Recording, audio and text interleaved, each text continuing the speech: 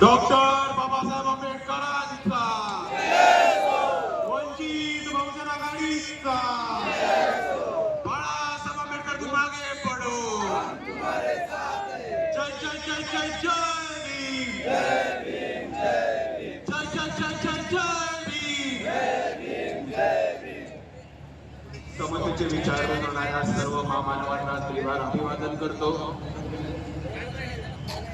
मंचावरती उपस्थित सर्व मान्यवर, तसेच इथे उपस्थित माझ्या माता भगिनी, वडीलधारी मंडळी, या चळवळीचे साथीदार आणि तसेच भारताचे संविधान मानणारे या देशातल्या प्रत्येक नागरिकाला माझा जय जिजाऊ, जय शिवराय, जय ज्योती, जय क्रांती, जय लहुजी, जय मल्हार, अस्सलाम वालेकुम आणि जय भीम.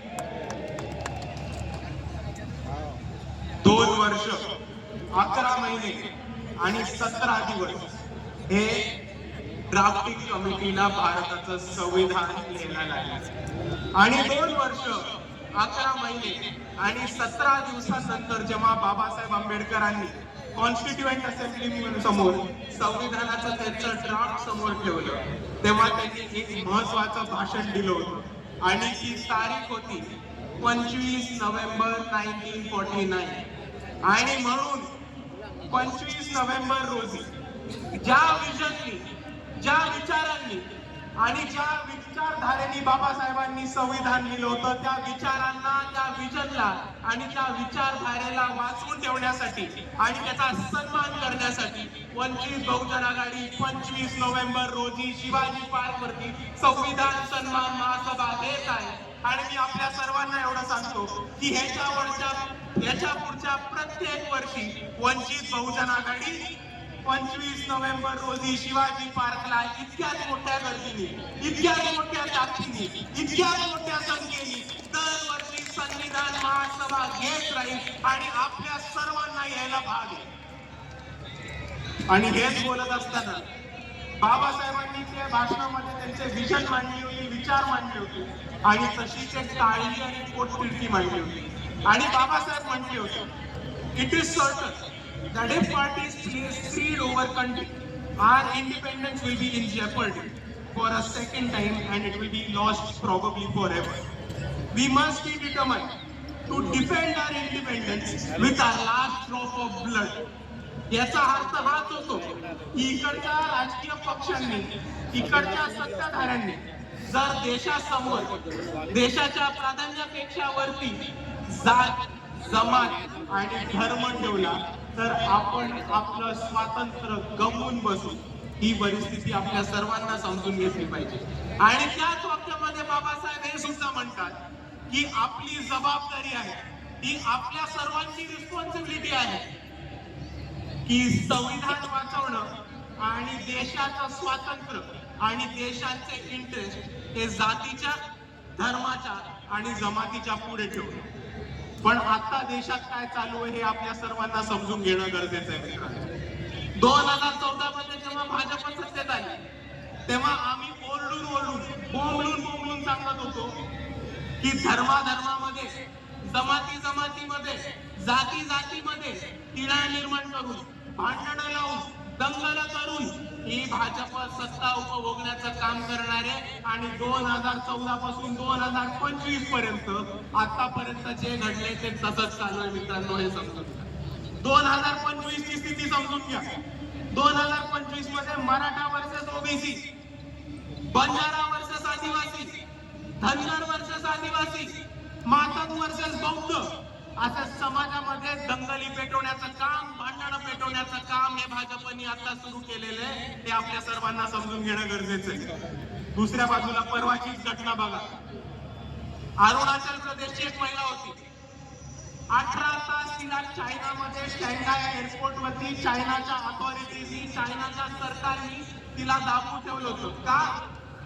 कारण ती अरुणाचल प्रदेशची होती आणि भारताचा पासपोर्ट वापरत होती.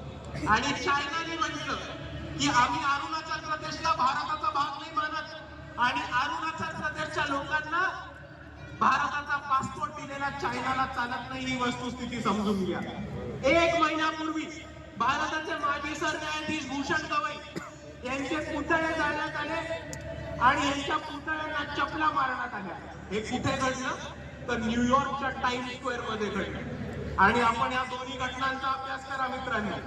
जेव्हा त्या अरुणाचल महिलेला सांगतात की तुमचा भारताचा पासपोर्ट चालत नाही आणि चायना अरुणाचल प्रदेशला भारताचा भाग मानत नाही, आणि जेव्हा सरन्यायाधीश भूषण गवईंचे पुतळे जाळले जातात आणि त्यांच्या पुतळ्यांना चपला मारल्या जातात, तेव्हा तो फक्त एका महिलेचा किंवा भूषण गवईंचा अपमान नाही, तो एका आदिवासी महिलेचा आणि एका दलित माणसाचा अपमान नाहीये, तर तो भारताच्या न्याय व्यवस्थेचा अपमान आहे, तो भारताच्या संविधानाचा अपमान आहे आणि तो भारताच्या संविधानाचा आणि सॉव्हर्निटीचा आणि स्वातंत्र्याचा अपमान आहे. आणि हा अपमान आपण सहन करणार नाही होत, हे समजून घ्या मित्रांनो. पण हेच बोलत असताना दुसऱ्या बाजूला एक गोष्ट समजून घ्या की इकडे नरेंद्र मोदी स्वतःला 56 इंची छाती असलेलं म्हणतात, अमित शहा स्वतःला खंबीर खंब असे गृहमंत्री म्हणतात.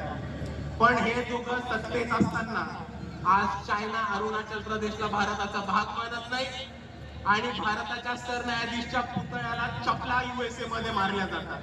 आणि म्हणून मी अमित शहा आणि नरेंद्र मोदींना आवाहन करतो की जर तुमची छाती खरंच 56 इंची असेल, जर तुम्ही खरंच खंबीर हिम्मतवाले आणि डरपोक गृहमंत्री नसलात, तर तातडीने चायनावरती ऍक्शन घेऊन दाखवा, फॉरेन पॉलिसीने चायनाला सबक शिकवून दाखवा. आणि दुसऱ्या बाजूला ज्या ज्या भारतीय नागरिकांनी, ज्या ज्या NRIंनी भूषण गवईंच्या पुतळ्याला चप्पल मारायचा प्रयत्न केला, त्यांचे व्हिसा आणि पासपोर्ट रद्द करून दाखवा. मग आम्ही मानू की तुमची छाती खरंच 56 इंची आहे आणि मग आम्ही मानू की अमित शहा मध्ये खरंच दम आहे. नाहीतर तुम्ही समजून घ्या, 5-25 चायनाचे ऍप बंद करून काही नाही होत. चायनाला उत्तर द्यायचं असेल तर ताकदीने उत्तर द्यायला लागणार, हे आपण समजून घ्या.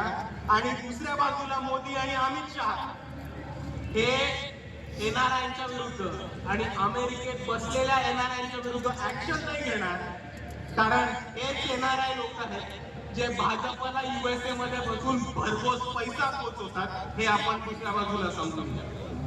आणि भारतामध्ये आणि अमेरिकेतल्या गोष्टी बोलत असताना परवाच एक रिपोर्ट आला की $3,30,000 हे RSS नावाच्या अनधिकृत टेररिस्ट ऑर्गनायझेशननी USA मध्ये स्क्वायर फॅक्शन बॉक्स